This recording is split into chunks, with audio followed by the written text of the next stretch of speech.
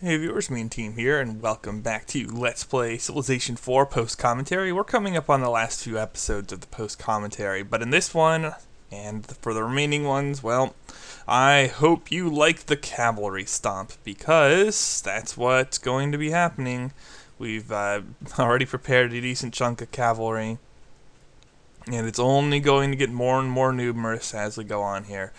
Charlemagne's the obvious first target. He's cramping culture on my own continent, and by taking him out, I can completely clear any opposing culture on the continent. So he's a time-effective approach in that sense. The other ones... well, actually I was already beginning to plan them out in the video, so it's okay to talk about them here as well. I'm not spoiling anything of my own game, I guess. But, it looks like Alex had the most land aside from myself, so he was my target, and then it looked like Mansa Musa would be more of a pain to hit, and the northern civs in general would be more of a pain to hit, the southern continent on that side of the world a little bit more backwards, and I figured I could pretty much run through them with a two-pronged attack and win out. And yes, that's why you saw me ship the galleons down to the south of my continent in the last video. It's because I plan to hit Native America and Alexander at the same time. And yeah, here I'm just setting up to beat up on the land craps, among other things, that Charlemagne has built. I really hate the land crap unit, and some of that's not fair, because it's not like the worst unique unit. That probably goes to something like the Panzer or the Ballista Elephant. But its utility over the base unit is not entirely non-existent, but it's pretty rare. And yet I've seen people rate it in the top 3 of unique units, which is ludicrous. I mean, come on, it's like rating the Navy SEAL in the top 3 units or something. It's just... it's so frustrating. I mean, it's even worse than voting the Dyke up there. And yeah, I mean, the Dyke's pretty good, but it's not a sacrificial altar. It's not an Aconda. It's not a terrace. There's no way the Dyke is the best unique building. But again, last time I saw a best unique building poll, that thing was hands down the victor. And it's the same thing with the land crap, only instead of being a being a middle tier thing or upper middle tier thing and being voted best, it's like bottom tier and being voted middle of the pack or better, which is just, whatever. Not that I care that much. I mean, and yay, horse archer capture like that. It's not that it really makes any difference in how I play the game, but yeah, just one of those things where people make quote-unquote arguments on forums and then don't really have an argument. So, amusing, to say the least. So yeah, we're just going to steamroll those with cavalry along with everything else on this map, since we have a technology lead, which is usually what leads to steamrolls in this game anyway. Only a very small handful of unique units can really dominate beyond the base unit to the extent that a simple tech lead can achieve.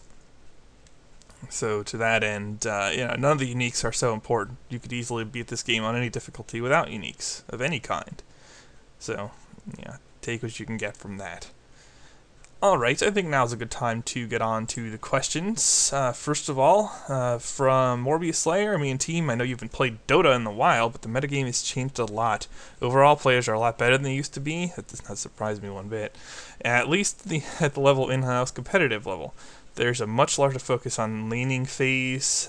Tri-lanes are popular in high levels, so you basically pick a hero against tri-lane and be 5 levels behind, but hold towers as long as possible. And it's a lot easier to get curb stomped early on. I don't know that I'd argue that it's easier to get curb stomped early on. I think if you suck in Dota, you're going to get curb stomped, 2-3 years ago or right now. It's just how it goes. And, a lot of the non-in-house, like when you're playing at, lower levels or TDA or something like that, which is where I played mostly, you would still have at least 1 or 2 players who are just terrible. And as a reasonably good player, I would tend to pick on those guys a lot and farm them for experience. And, then they'd probably not quit if it's TDA or if it's pub. You could just ruin games that way.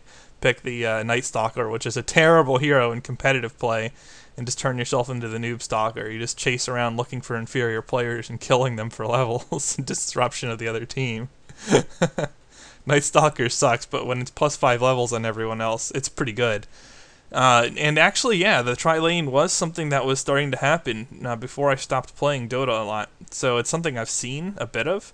Obviously, I've never played against the true pros who could execute it well, but I've certainly come to understand the threat and the benefit of doing it.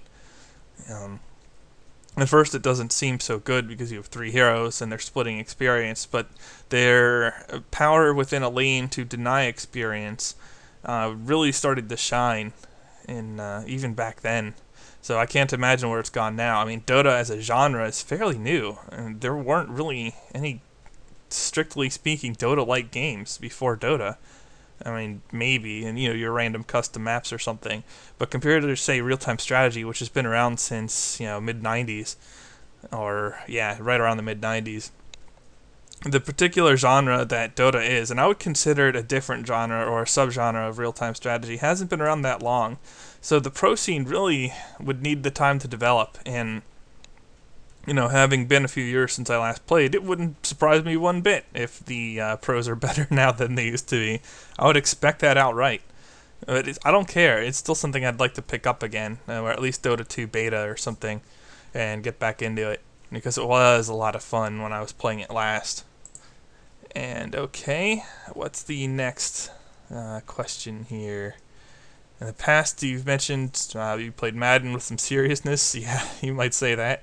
Is that something you'd ever LP? The answer to that is yes. If I can ever get a working setup to record my Xbox, I will be casting a lot of Xbox games. Not that I'll stop on Civ or Heroes of Might and Magic or something, but yeah, I'll be casting those. And Madden, from like 2005 through Madden 2009, I was ranked top 1,000 every single year.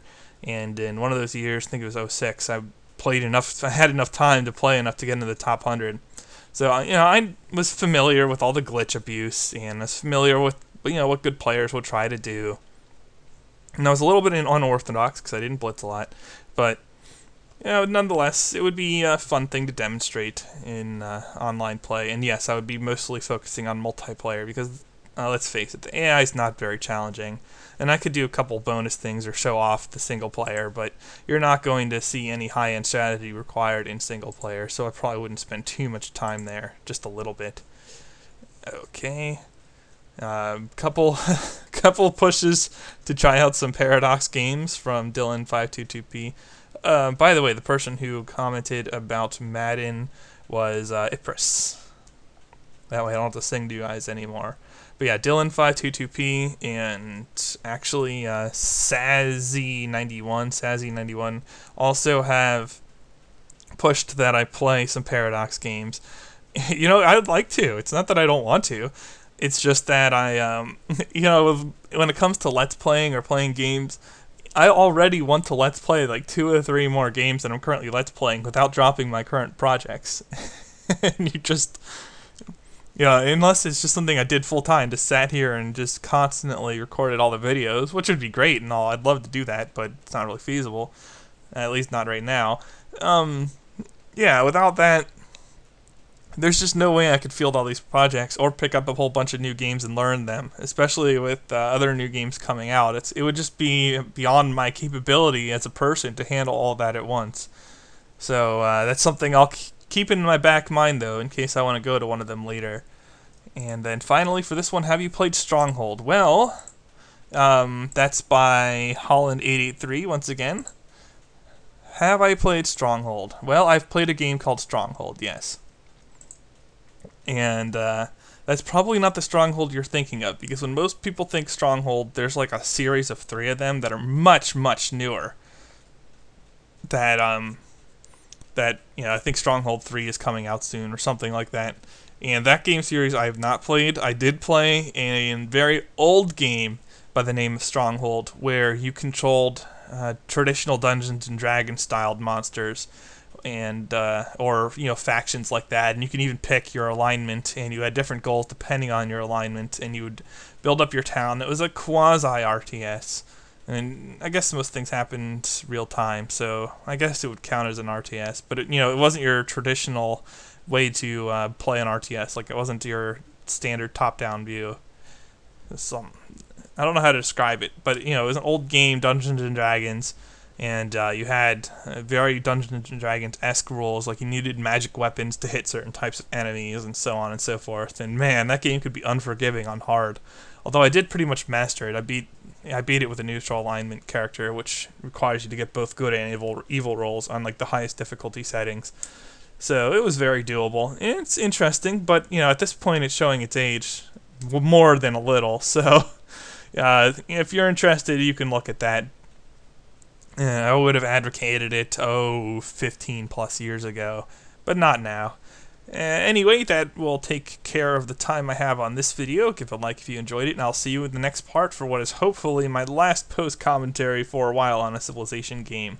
I'll try to incorporate elements of this into live commentary in the future, but yeah, straight post-commentary times 2 speed. I would prefer to just live commentary the games. So I will see you guys in part 14. Me and team signing off.